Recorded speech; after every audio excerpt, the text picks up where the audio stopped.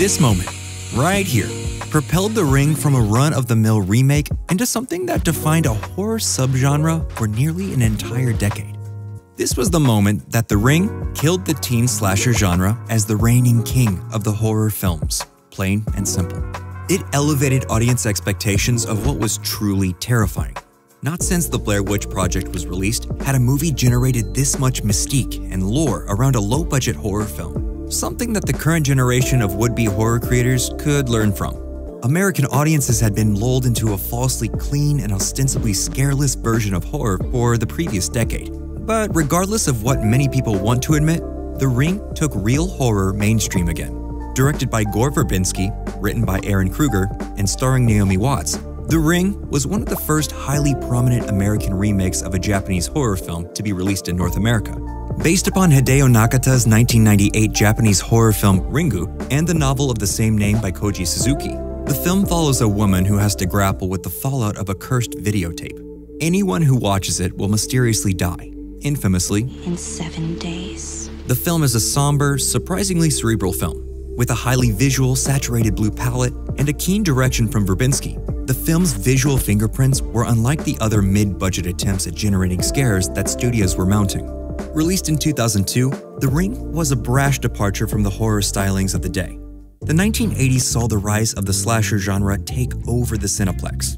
Freddy, Jason, Michael, and others ruled the mainstream and low-budget spaces. This commercial ubiquity spawned a near-industrial approach to horror films. Find a holiday, a location, add a serial killer, and print money. Sure, everyone remembers the big three slashers, but what about The Burning, Black Christmas, Sorority Party Massacre, or Silent Night, Deadly Night? And they were just the tip of the iceberg of what was being produced.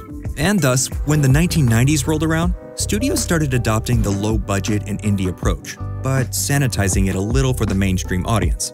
Wes Craven's initial Scream film took this mantle and ran with it. It established a postmodern way to refresh and update the tropes of the slasher genre. However, that one franchise was not able to support a whole industry. The 90s version of horror was cleaner, had less gore, more jump scares, and pseudo-bankable young stars. Many of these films were literally rated PG-13 in an attempt to pull in younger audiences. These teen slashers adopted the tropes and stylistic proclivities that had made their predecessors so successful. The Faculty, I Know What You Did Last Summer, Urban Legend, Disturbing Behavior, and Final Destination took the box office by storm. And with every successful entry, they became less slasher and more thriller, inching their way towards ditching the horror roots altogether. These films, much like the slashers that came before, struggled to maintain franchise integrity. Often, the initial entry of the series was well received and commercially successful, but the many sequels quickly took a nosedive in terms of quality. These films are usually marked by having a cast filled with attractive teenage protagonists who grapple with some sort of homicidal maniac or other entity that is usually a metaphor for adulthood. The monsters rapidly evolving in The Faculty, the looming omnipresence of an unfated demise in Final Destination. All of these films use their narratives to prey on the existential dread of young people. This movement of teen slashers was so prevalent throughout the 1990s that nearly every young star of the decade came in contact with it at some point. Josh Hartnett, Jordana Brewster, Freddie Prinze Jr., Elijah Wood, and Devon Sawa, just to name a few. However, The Ring changed all of that. These days, the idea of remaking a foreign film seems fairly standard for the industry at large. In 2000, when development began on the film, this was not the case. Director Gore Verbinski, who at the time was known for films such as The Mexican, Mouse Hunt, and many iconic music videos, had a vision for how to reinvent what Americans thought was frightening. The Ring is actually highly visual. Verbinski's iconic camera movements, inventive editing choices, and sleek, cool blue color correction make The Ring stand out from everything else that was being produced. Many film fans may not be aware that the iconic jerky movements and static-filled tape footage was accomplished by combining filming the actress walking in reverse and then playing it backwards to simulate an otherworldly forward movement, and undercranking the cameras so the frames of footage were removed during post-production. Choices like these were completely unheard of in 2002. They cemented the visual style of the movie in the minds of moviegoers everywhere.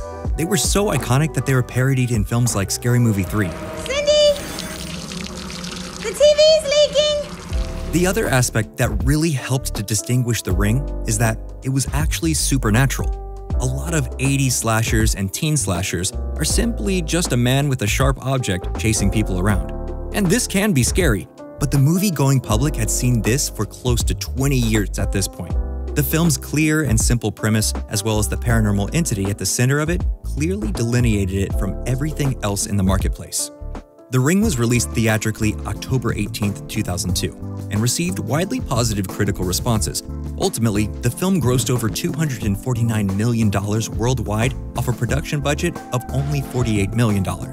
It spawned 2 sequels, The Ring 2 and Rings, which were released in 2005 and 2017 respectively.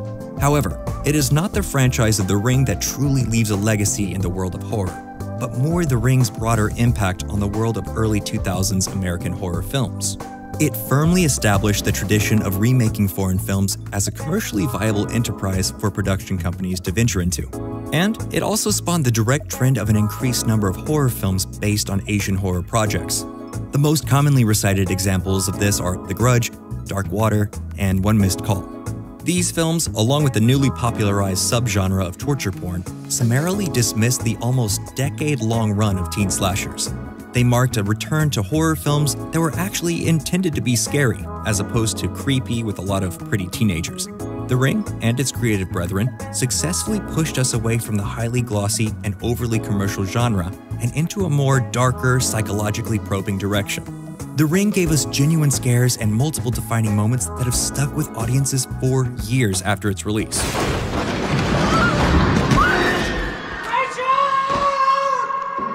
Ultimately, the takeaway is this. The Ring succeeded because it was unlike anything that was happening at the time. It was a palate cleanser, plain and simple, a break from the norm, a new type of narrative experience. And with every passing year, it feels like we're in desperate need of a system refresh like this. A contemporary version of this feels like something we're sorely in search of.